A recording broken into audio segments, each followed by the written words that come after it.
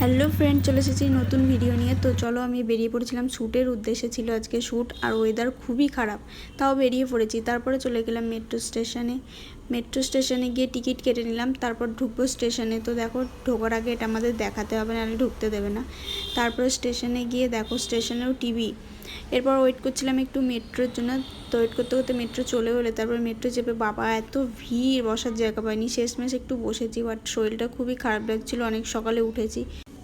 তো নেমে গেছি মেট্রো দিয়ে। এরপর বাইরে চলে গেছিলাম স্টেশনের। তারপর আমি বুক করে নিয়েছিলাম র্যাপিডো, কারণ এখান থেকে অনেকটা দূর, যার জন্য আমাকে র্যাপিডো বুক করে আবার চলে যেতে হয়েছিল লোকেশনে। তো দেখো, আমি লোকেশনে চলে এসেছি। তারপরে মেকআপ আর্টিস্টকে বললাম একটু হাই করে দিতে, আমিও করলাম। আর এদিকে ছিল মেকআপ আর্টিস্টের স্টুডেন্ট। তারপরে পরা হয়ে গেছিলো আমার শাড়ি। তো মেকআপ আর্টিস্ট মেকআপ করতে বসে পড়েছিল। তো মেকআপ করতে করতে হয়ে গেছিলো। তারপরে কলকা নিয়ে বসে পড়েছিল, তো কলকা হয়ে গেল।